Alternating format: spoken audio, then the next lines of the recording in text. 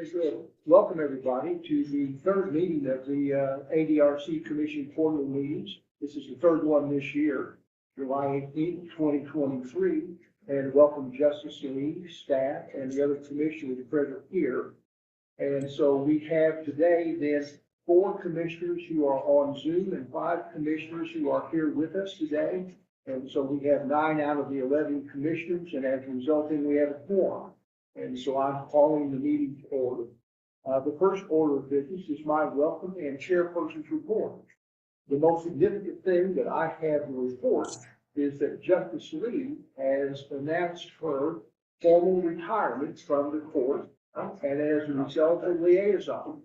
And when I say formal retirement, I mean, I think it's her retirement only in form. At least we're talking to her about what she will have to say and what she will be doing after she retires from the court and decides what she wants to do.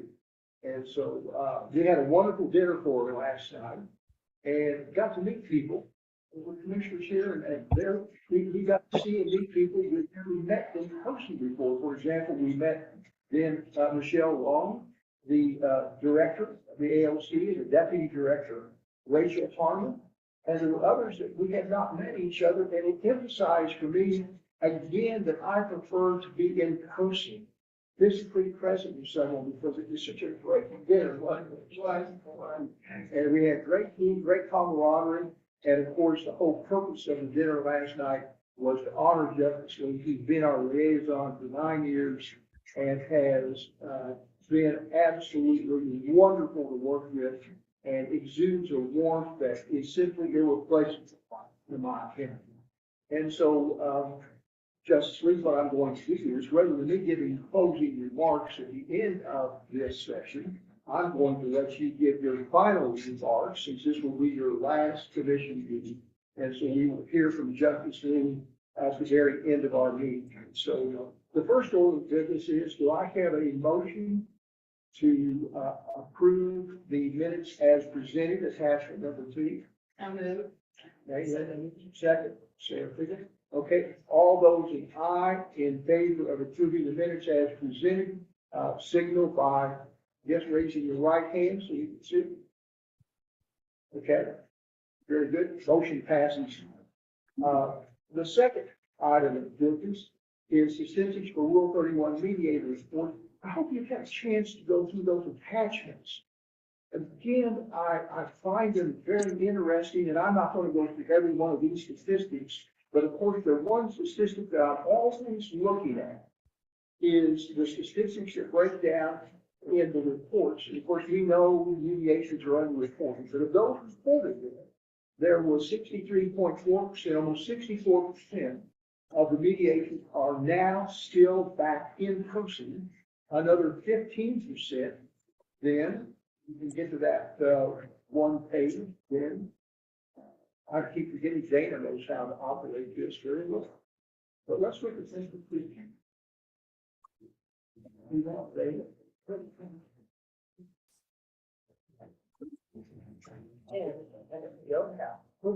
63.4% in person, and I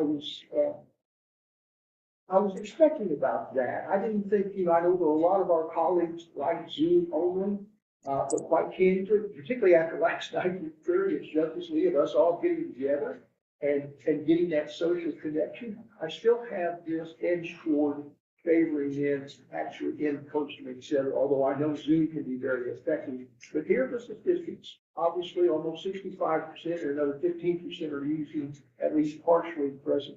So we're looking at a number of, about 79%. So I found that statistic to be very interesting. And so the next statistic that I want to talk to Dana about from the AOC staff report, Dana is here, of course, and Noel.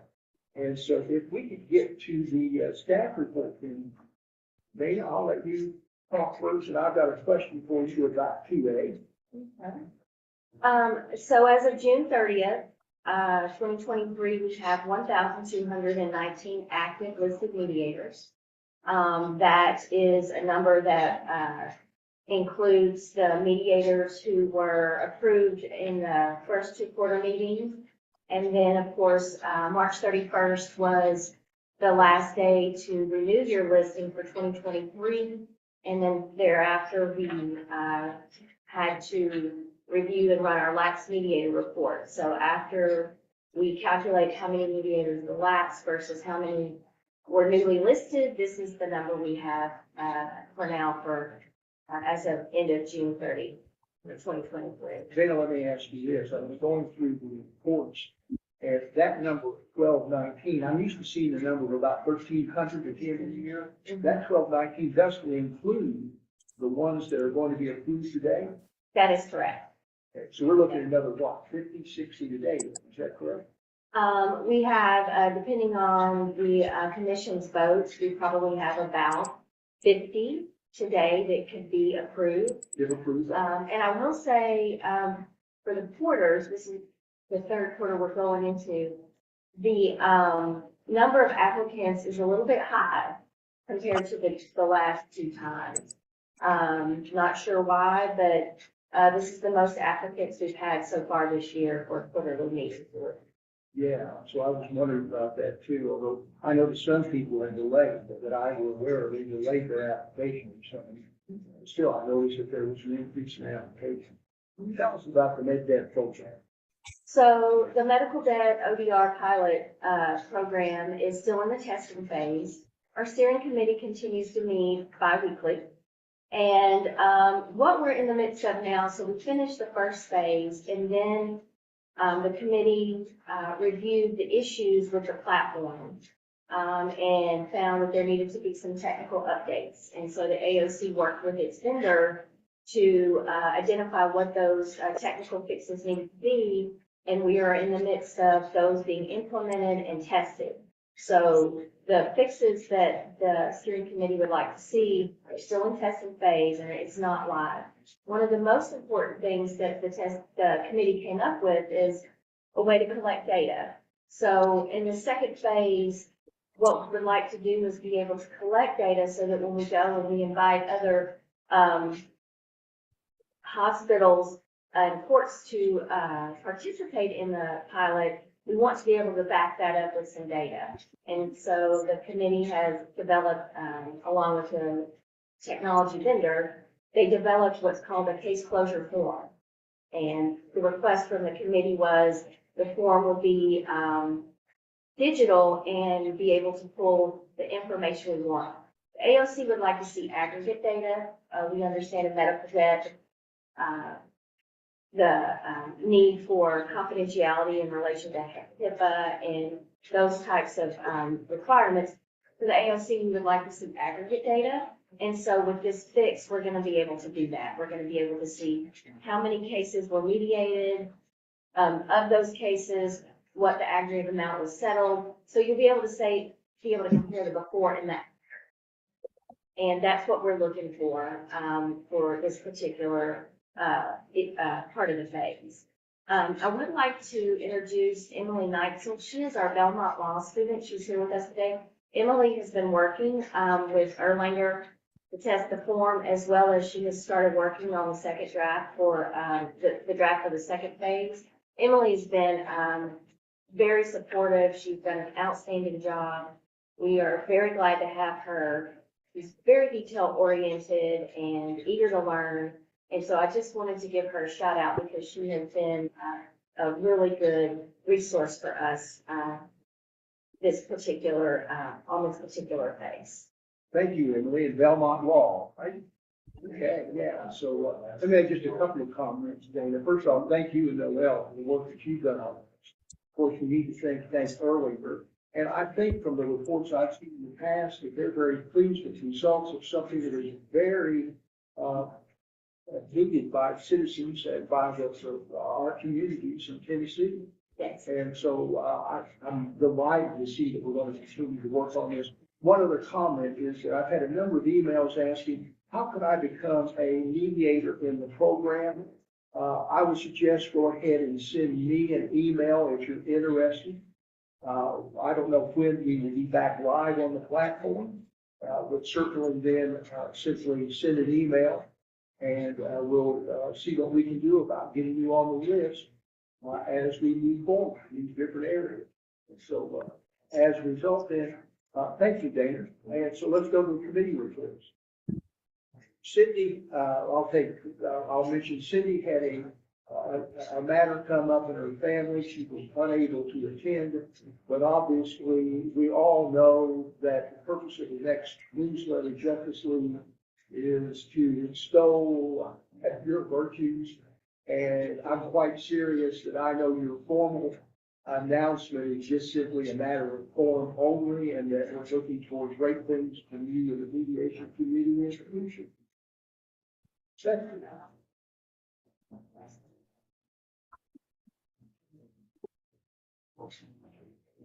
Oh, are you ready for me? I'm sorry. We are.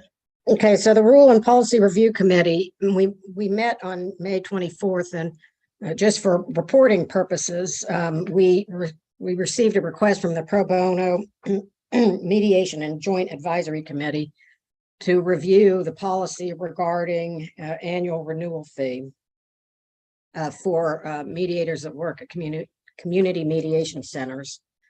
We needed a little bit more information, so we sent that back to them. No action has been taken. That's just information about things that we've been reviewing. On the ADR chairs, Steve Shields' request, we started reviewing the ADR policies to see if they need to be updated, changed, modified, however you want to put it. And we did at our meeting, we were able to get through 3 policies and made some suggestions for changes. The first one is regarding policy number 2 that reads currently that an applicant to become a Rule 31 listed neutral, and I don't need to read the entire policy, I don't think, but we thought that that should be changed. That word neutral should be changed to mediator, and the committee recommends removing the word neutral and including the word mediator in its place.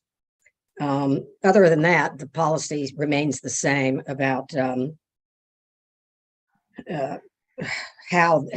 whether a mediator will be approved based on their licensure. So I think at this point, I would ask to take a vote. Everyone in favor of approving this change, raise your right hand or say aye.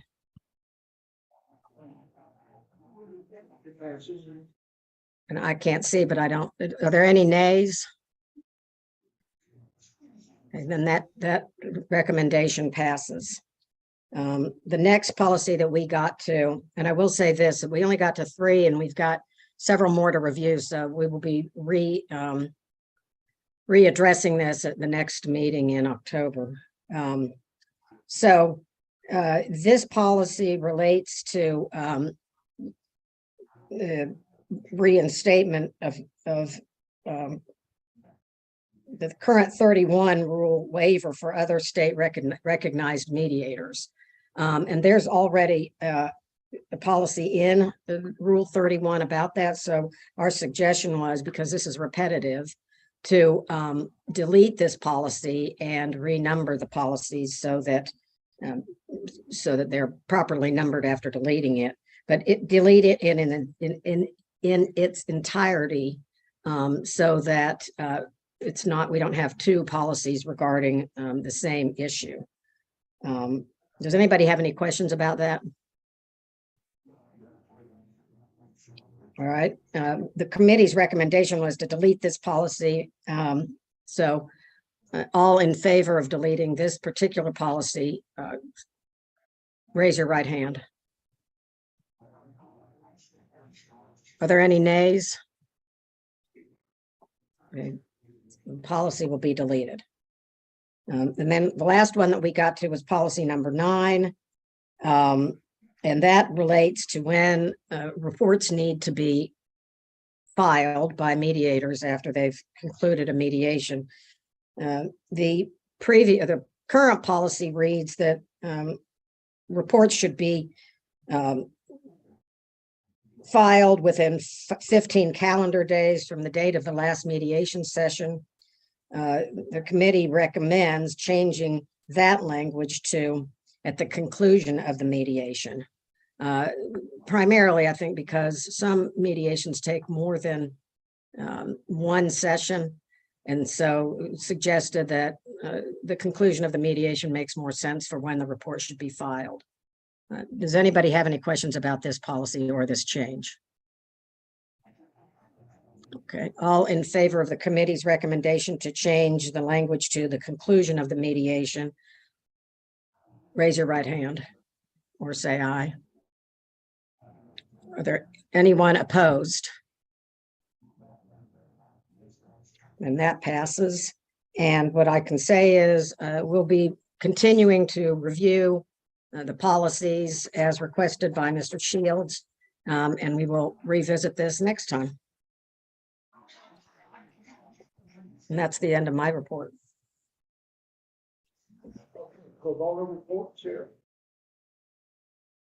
Yes, the committee met in May to address several questions posed by the New Policy Review Committee. Steve Shields, Jackie Kitchener, and I have developed a plan for drafting a policy to address the following items. We are requesting a policy change, and we have now provided updates on this policy change to renewal application fees. We're requesting that renewal fees be waived specifically for mediators, and that I need to elaborate on the language here. This is specifically for mediators who only mediate providing free services, right? Free of charge pro bono mediation through CMCs, and who have mediated at least 5 cases in the previous year. So we ask that those mediators and those mediators only be allowed to request a waiver of their $100 renewal fee. People, just to be clear about this, people who are earning money as mediators should continue to pay their fee, even if they do also support the CMCs and provide pro bono mediation. The second thing we're working on is the creation of a policy around how the AOC and the ADRC define community mediation centers. We have developed specific criteria to determine inclusion as officially as a Tennessee CMC, as referred to by anything on the website in policies or in print coming out of the AOC or ADRC. And the policy will include reference to an application and periodical renewal policy. We expect a vote at the next meeting. And that concludes what we've done thus far. And we're not voting on those today. Correct, we're not They're still voting. in committee, the committee Right. is still looking at them. And so certainly though, we would expect that there will be a vote at the At the next meeting. Okay, thank you.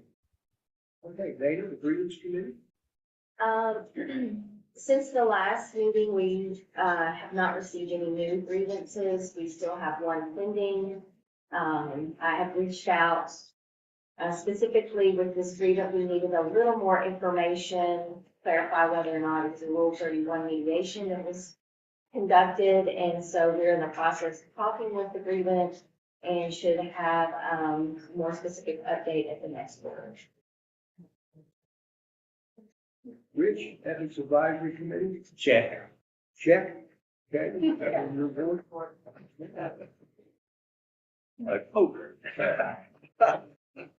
Okay, all right. Well, I hope you're all straight. Everybody's ethical in the mediation world these days. There we go. And Marcus Rudolph, Graded Education Committee. Morning, everyone. Can everybody hear me? Okay. All right. So wanted to just say thank you again to the AOC for assisting us with all their hard work. And I also like to thank my partners, Chuck Hill and Miss Linda Seeley, for all their hard work as well. 3 items of topic that I will speak to you today for my report. First one is just an update on the ADRC workshop. Committee has determined an agenda with identified speakers. The venue is confirmed and a save the date announcement has been posted to the AOC website. So that's attachment number 4. That is October 13th.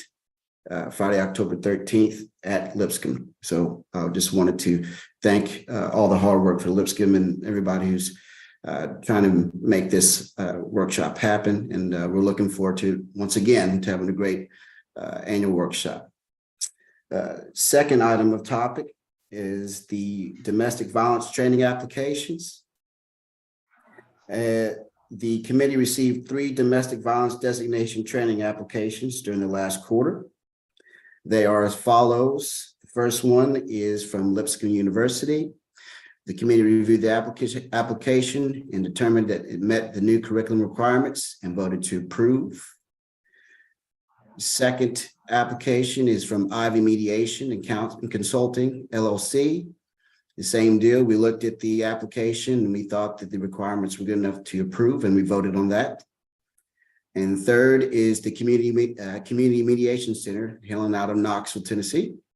And the committee reviewed that information and we also approved that. So three things that we approved in regards to domestic training violation. And the last item is our training waiver request. We have 4 that I will go over today with you and ask for approval by the board. Applicant 161224, which is attachment number 5. The applicant is applying for general civil listing. Applicant is seeking a waiver of Rule 31 training requirements. The applicant submitted a certificate of completion from a non-ADRC approved training, along with very detailed course descriptions. The committee determined that the training documentation was substantially equivalent to Rule 31 requirements. Thus, the committee recommends to approve the training waiver for applicant 161224. So is there a motion on behalf of the committee's approval of this applicant? So moved. Is there a second? Okay. All right. All parties in favor of approving applicant 161224 for general civil listing, say aye or raise your hand. Are there any opposed? All right, so moved. Second applicant, applicant 162615, which is attachment number 6. The applicant is applying for a dual listing, that's general and civil, or family listing and civil. The applicant is seeking a waiver of Rule 31 training requirements. The applicant produced a course completion document indicating completion of a 3-semester-hour mediation course and had been completed within 6 years of the application. Committee determined that the training documentation was substantially equivalent to Rule 31 requirements. So thus we approve the training waiver. Are there any questions before I ask for a motion? Is there a motion to approve applicant 162615? So moved. Is there a second? Second. Okay. All parties in favor of 162615 being approved for a dual listing, please raise your hand or say aye. Any opposed? So moved. Third applicant, applicant 162641, attachment number 7. The applicant is applying for a family listing with a domestic violence designation. The applicant is seeking a waiver of Rule 31 training requirements. The committee determined that the applicant did not provide evidence of work experience and or training in order to determine if said evidence would be substantially equivalent. So the committee then deferred or voted to defer the request of the domestic violence training waiver. Are there any questions? Is there a motion to approve the committee's deferment for applicant 162641?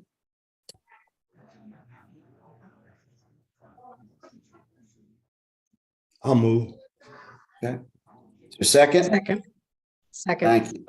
Thank you very much. All right. All parties in favor of approving applicant 162641 to deferment, please raise your hand or say aye.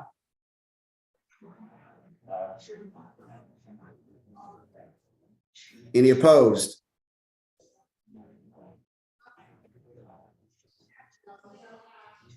And the last applicant is applicant 162610. That's attachment number 8. The applicant is applying for dual listing. Applicant is seeking a waiver of Rule 31 training requirements. Applicant is an approved mediator by another state and is in good standing with said state. So thus the committee recommends approval of this applicant. Are there any questions? All right, is there a motion to approve applicant 162610? So move. Is there a second? Second. All right, all parties in favor of applicant 162610's approval for dual listing, please say aye, raise your hand. Opposed? All right, so moved. And that concludes my report. Thank you, Marcus. Okay, let's go on the credentials committee. Lori, yes, there you are, Lori. You're muted. Lori, you're muted.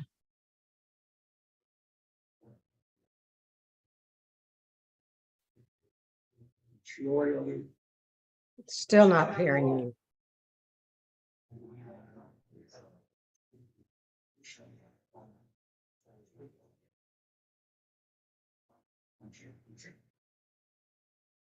Can't hear you, Lori.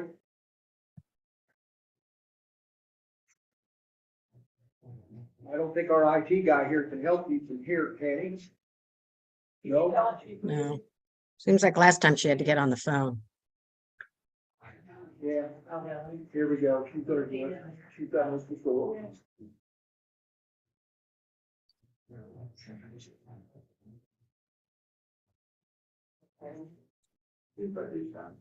Yep.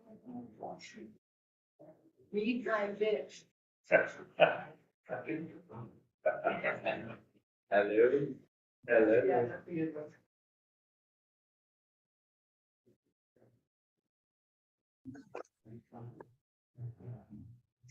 Lori? Call me maybe. Yeah, just call in. What year is she on? It worked. I don't know if she was up there.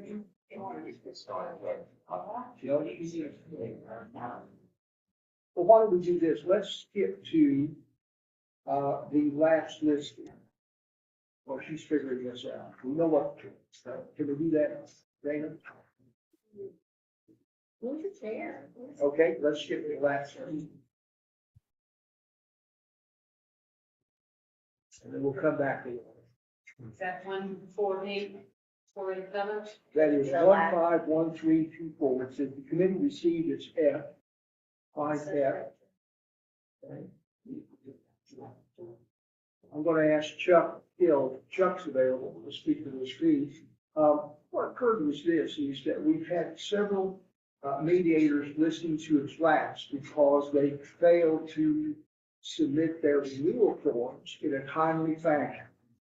And we know from the rule, the annual renewal, Rule 31, Section 14B, we know what happens once it lapses. Then they have to go back all the way through the renewal process, including the doing the 40-hour training. This issue raised more discussion among that committee than any other issue. And Chuck, would you like to say a few things? Because Chuck is the one that has now made a proposal to amend Rule 31 because it will require an amendment renewal. Chuck, do you have any comment that you would like to share at this point? Sure. I asked John Jefferson, kind of give me a little bit of the history of how that rule became what it is. And his indication was that the group felt that mediators should not drop in and out of good standing. I mean, they shouldn't, be a mediator for a couple of years and then decide, well, I'm not going to pay a fee because I'm not very active, and drop out. And then, 3 years later decide, well, I think I'll pay the fee and reactivate myself. And so his feeling was that that was a large part of why the requirement for having to retake the training if you had lapsed and your training was more than 6 years and so forth and so on. And I thought, well, that kind of makes sense. But the cases that we've been looking at here in the last couple of years have involved errors. The secretary didn't forward the email to somebody, or their email changed, or, they had been active mediators continuously. They had not dropped out just to save a $100 fee. They lapsed because of some error, generally on their part, but sometimes they allege that it was on our part. But nevertheless, it was not an intentional desire to drop in and out of being an active mediator. And so I thought, well, it would make more sense for the commission to have some discretion as to when a person is required to retake training. If that training will help them, will improve their performance, will stop them from making errors, fine. We should, encourage them to do that. But as a penalty, just to be punitive, I think we should have the freedom and the discretion to look at those things. They're all very intelligent people on this commission, and I think we're able to make those kinds of decisions. So those are my comments. Yeah, thank you, Chuck. And so this is under discussion in the committee. It doesn't require a vote. I suppose there are always, the hard cases, there are always hard cases that you get in. We've had some of those hard cases where something is lapsed for, somebody else is involved in the firm or something like that. And we're dealing with a mediator who may have done, in several instances, probably, 80 to 100 mediations during the course of the year.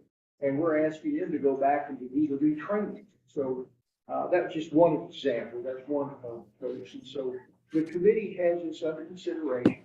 It has consideration a proposal by Chuck Hill. Thank you, Chuck. And so the committee is going to be looking at that, and you will be presented with a proposed change to Rule 31. And then, of course, we'll probably have some internal guidelines ourselves to follow. So as a result, then at the next meeting, then I know that there will be a proposed change to Rule 31, because Rule 31 itself says that it lapsed. And so we're going to have to change Rule 31. This is not just simply a policy. And so thank you for your proposal. And I think we have Lori now. Yay.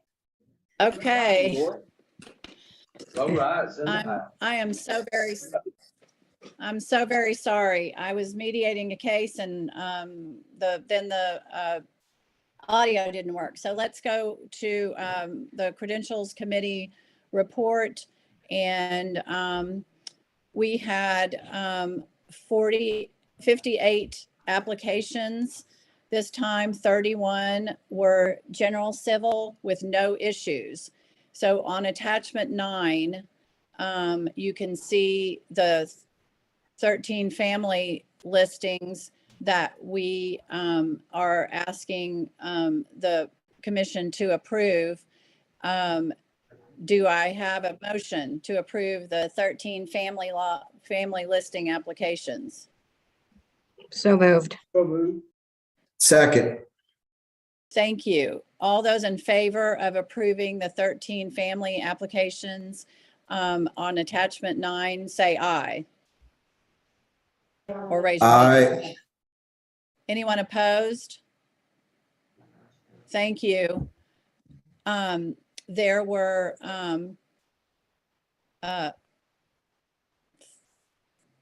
31 general civil listings applications with no issue, and those are also on attachment 9. Do we have an motion to approve those 31 applications? Motion to approve. Second. All those in favor of approving the general civil listing applications, say aye. Aye. Anyone opposed? Thank you. The third category are the dual, there we go. The dual listing applications with no issues. on attachment not listed on attachment number 9. Do we have a motion to approve those 3 dual listings? Motion to approve. So moved.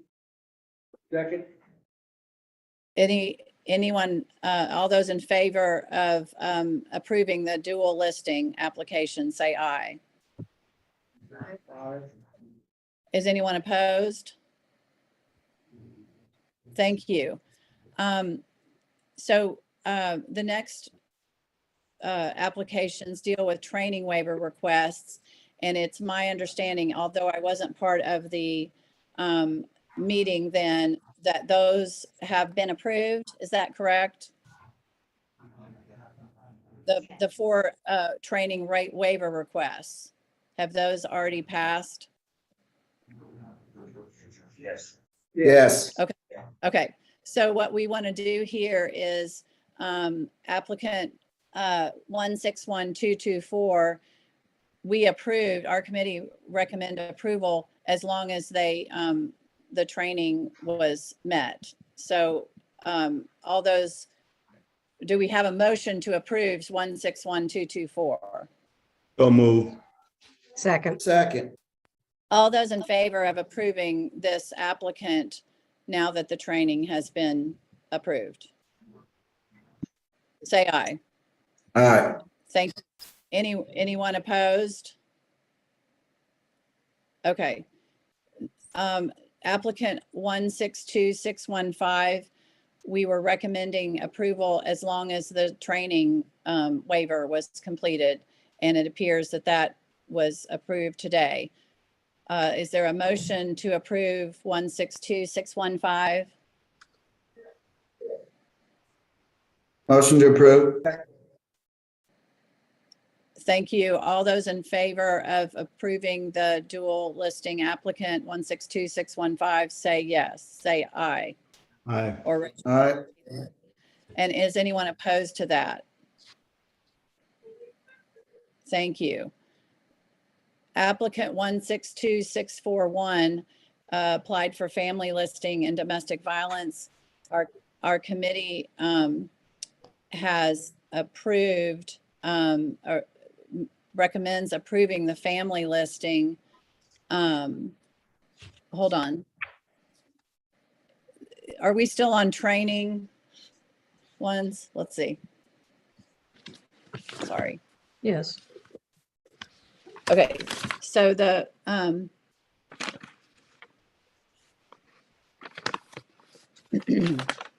the training, the 161641, is there a motion to approve the family listing and defer the domestic violence designation for 1 year?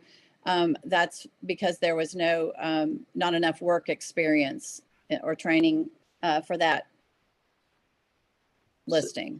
So moved. Motion to approve. Second. Is there a second? All those in favor of approving the family listing and deferring the DV designation for 1 year for applicant 162641, say aye or raise your hand. Is anyone opposed? Okay, so applicant 162610 listed on the attachment number 8 is applying for dual listing. They asked for Rule 31 training requirements, a waiver of that. And if we've approved because they are, excuse me, I'm so sorry. Our committee is recommending approval because the applicant is an approved mediator by another state and is in good standing. Is there a motion to approve this applicant? Second, All those in favor of approving applicant 162610, say aye or raise your hand. Thank you. Is anyone opposed? Okay, thank you.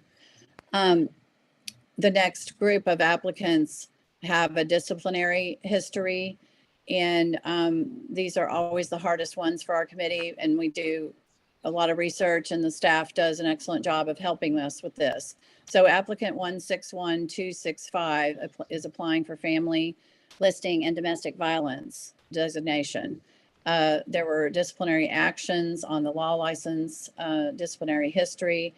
The staff sent a request to the applicant to provide an explanation for the disciplinary action. This applicant did not provide a response to the committee for us to make a recommendation. We were unable to determine if there was sufficient information to determine. Our requirement is to find out if they are suitable for the practice of mediation. So therefore, based on no response from this applicant, we recommend deferring the applicant for 1 year.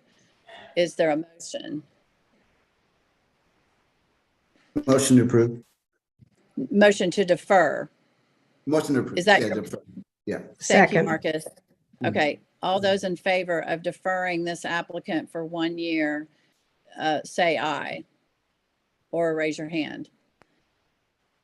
Is anyone opposed to that, deferring that applicant? Thank you. The next applicant, 162617, is applying for general civil. The applicant has formal actions, disciplinary actions on his disciplinary history. The applicant provided a response to assist the committee in making a recommendation. We reviewed those, that information and that response, and we felt it was sufficient to determine that that applicant is suitable for practice of mediation. Is there a motion to approve this applicant? So move. Second. All those in favor of approving applicant 162617, say aye or raise your hand. Is anyone opposed? Thank you. Applicant 162395 is applying for family listing. There were disciplinary actions. The applicant provided a response to assist us. We reviewed those details and determined that there was sufficient information to determine that this applicant is suitable for the practice of mediation. Is there a motion to recommend, we recommend approving. Is there a motion to approve? Motion to approve. Thank Second. you. All those in favor of approving applicant 162395, say aye or raise your hand. Is anyone opposed? Thank you. The next 4 applicants had issues with their meeting the minimum requirements to Rule 31. The first one, 162651, is applying for dual listing. And we considered all the documents provided by the applicant, but this applicant did not meet the 10 years of work experience required for family law. So our recommendation is to approve for general civil and defer for family for 1 year. Is there a motion? Motion to approve. And then defer for family. Can we do that in one motion, or does it need to be 2? I think Dana? it could be one. Okay, so is your motion, Marcus, to approve for general civil and defer for family?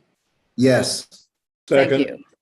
Thank you. All those in favor of approving applicant 162651 for general civil and deferring for family for 1 year, say aye or raise your hand.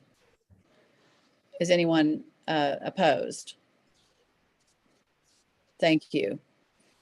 Applicant 162633 is applying for family. Our concern was the applicant did not have 10 years of full-time work experience in family work categories.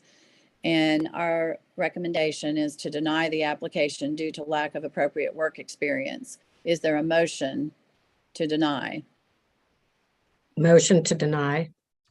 Second. All those in favor of denying applicant 162633 because that applicant did not meet the work experience requirement, say aye or raise your hand. Thank you. Is anyone opposed? Anyone opposed? Okay, thank you.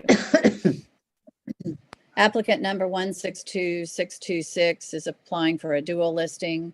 We looked at all the applicant's documentation And it was found that the applicant meets civil listing, but we found they did not have 10 years of full-time work experience in the family work categories. As you all know, that's psychiatry, psychology, counseling, family mediation, social work, education, law, or accounting.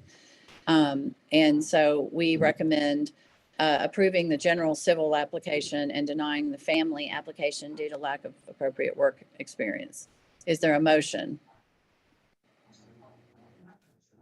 Motion to approve the general civil and deny the family and domestic violence listing. Second, Second. All those in favor of approving 162626 for civil and denying family? I don't think this one had any domestic violence. It's the dual listing as family and civil. All those in favor of approving for general civil and denying for family, say aye. Or raise your hand. And is anyone opposed to that? Thank you. The next applicant is applying for a dual listing with a domestic violence designation. After looking at all the documentation, we determined the applicant meets civil, but does not have 10 years of full-time work experience in family work experience categories. Our recommendation is to approve general civil and deny family and domestic violence due to lack of appropriate work experience. Is there a motion? So move. All those in favor of approving applicant 162643 for general civil and denying family and domestic violence, say aye or raise your hand. Is anyone opposed? Thank you. And have you all addressed the next two for lapsed? Has that been addressed already before I came on? we have, Lori. Thank you very much, Okay. Lori, for your report. I'm so sorry. Thank you. That's okay. Every one of us. And so is there any other business that anyone wants to bring to the commission?